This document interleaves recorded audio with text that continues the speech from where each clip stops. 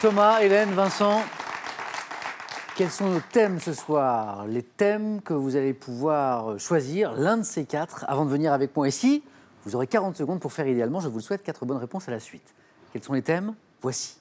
L'athlétisme féminin, les grandes pièces de théâtre, les plantes à fleurs orangées ou le thème mystère, notre fameux thème mystère comme tous les soirs que vous pouvez à la maison déjà découvrir sur Twitter. Vincent. Sans regret, le thème mystère. Venez Vincent, venez.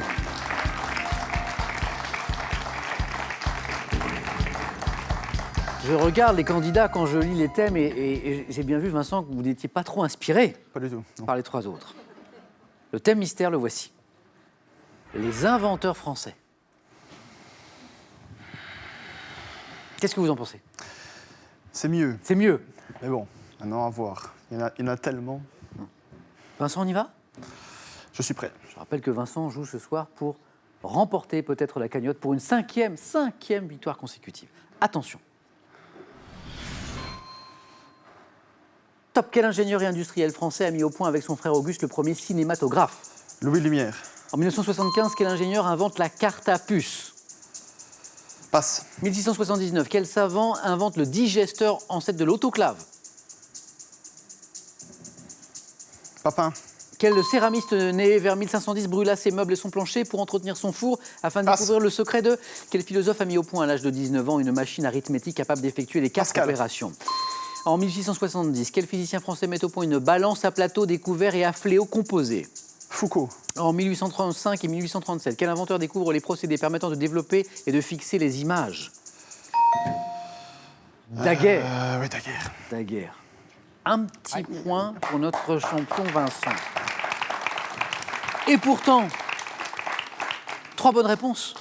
3 bonnes réponses, un seul point, parce que voilà, le compteur était retombé à 0. Les questions qui vous ont manqué. L'inventeur français de la carte à puce, Moreno, je l'entends, bravo madame. Roland Moreno. Le céramiste qui brûla ses meubles et son plancher en 1510, enfin, il est né vers 1510. Pardon? Ouh, ils sont forts derrière moi. Bernard Palissy. Voilà, qui découvrit le secret de la composition des émaux. Enfin, ce physicien français qui met au point, en 1670, une balance à plateau découvert et à fléau composé. Hélène? Roberval? Oui, Gilles Personne ou Personnier de Roberval. Bravo Hélène. 1 point pour Vincent, mais ça n'est pas forcément terminé, Vincent.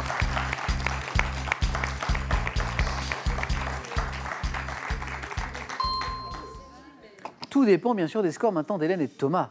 Mais c'est vrai que Vincent avait dû rêver d'un autre scénario pour ce 4 à la suite, d'autant que vous étiez arrivé en tête en plus que 9 points gagnants. Hélène, 3 thèmes. L'athlétisme féminin, les grandes pièces de théâtre, les plantes à fleurs orangées. Je vais prendre les grandes pièces de théâtre. Venez Hélène, venez jouer avec moi.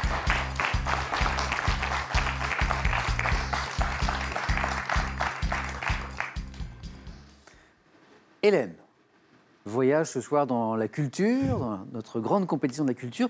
Amatrice de voyage également, je crois que vous avez fait un beau voyage, notamment en Australie. Oui, tout à fait. C'était quand? C'était après que j'ai d'avoir eu le bac. Je suis partie 3 semaines avec mes parents.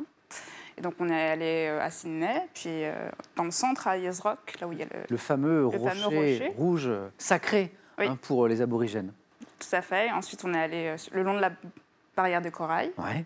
Et ensuite on est remonté dans le nord à Darwin. Darwin, dans le nord, la station balnéaire du Nord. Oui, et aussi les parcs zoologiques. Hélène, les grandes pièces de théâtre.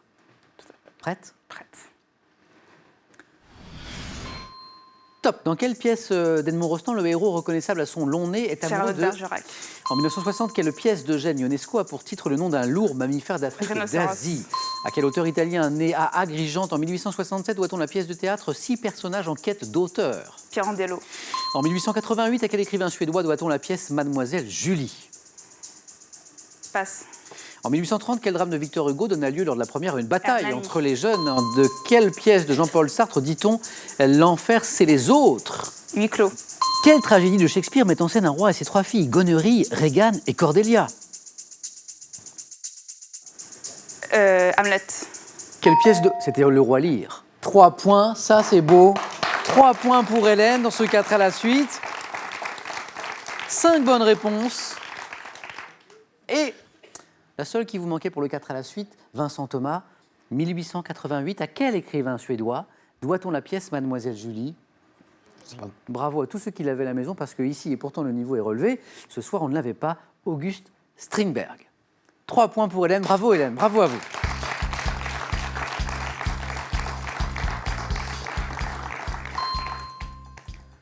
Un espoir encore pour Vincent d'aller au face-à-face, c'est que Thomas fasse un ou moins. Thomas, c'est à vous. L'athlétisme féminin ou les plantes à fleurs orangées? Je vais prendre l'athlétisme féminin. Venez Thomas.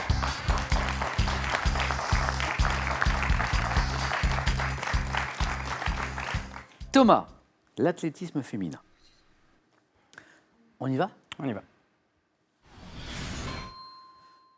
Top. Quelle épreuve d'athlétisme féminin combinant 7 spécialités différentes et l'équivalent du... En 1993, quelle épreuve de saut fut pour la première fois inscrite au programme féminin des championnats du monde? Le triple saut. Depuis 1988, quelle athlète américaine détient les records du monde du 100 et du 200 mètres? Joyner Kersee. En 1928, quelle ville organisa les Jeux au cours de laquelle l'athlétisme féminin Séoul. fut pour... Dans la première moitié des années 90, quelle Française domina le 400 mètres en remportant 2 titres olympiques et 2 titres... Quel objet en usage lors d'une épreuve de lancer est d'un diamètre d'environ 18 cm et d'un poids de 1 kg dans les concours féminins? Le disque.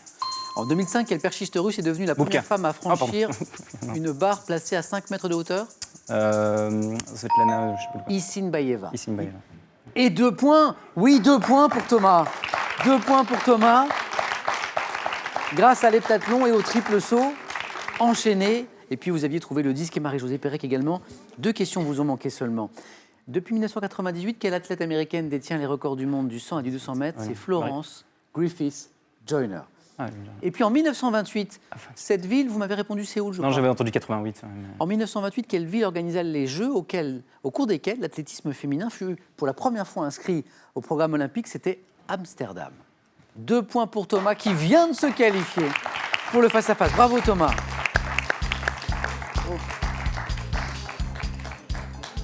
Vincent, un palmarès incroyable. Quadruple champion, vous restez.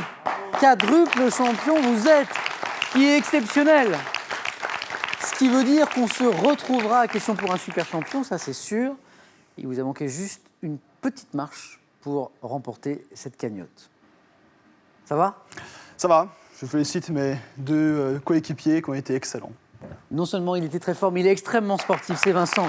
On peut l'applaudir très très très fort. Et Vincent a été un champion exceptionnel. On l'a beaucoup apprécié jouer avec lui, non seulement pour son niveau de culture générale très impressionnant, mais aussi pour sa sympathie, parce qu'il était en plus très sport avec ses adversaires. Et ça peut s'applaudir. Un grand merci Vincent. Bon retour en Belgique, bon retour à Arlon. Pour vous, ce cadeau. Les nouveaux bijoutiers, 170 bijouteries en France, ont le plaisir de vous offrir 7 montres hommes et 7 montres femmes Bering. Avec ces ouvrages, revivez 50 événements capitaux de l'histoire de France au travers de ces tableaux les plus emblématiques et redécouvrez l'histoire de notre pays grâce à un panorama vivant de notre passé. À votre tour maintenant de jouer. On joue pour 25 000 € ce soir avec cette question. Comment appelle-t-on le museau du porc ou encore du sanglier? 1. Le groin ou bien 2. Le nez? La bonne réponse pour le téléphone, c'est au 32 43 par SMS 1 ou 2 au 7 10 20 et tirage au sort parmi toutes les bonnes réponses.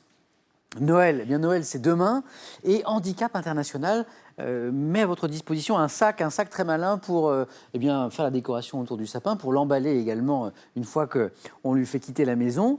Et il ne coûte que 5 €, regardez, ce sac à sapin, dont 1,50 €, c'est important, qui sont reversés à l'association Handicap International. Et chaque année, ce sont près de 600 000 € qui sont ainsi collectés, et grâce à lui, pour financer les actions de cette association Handicap International. C'est utile et vous faites en plus un beau geste.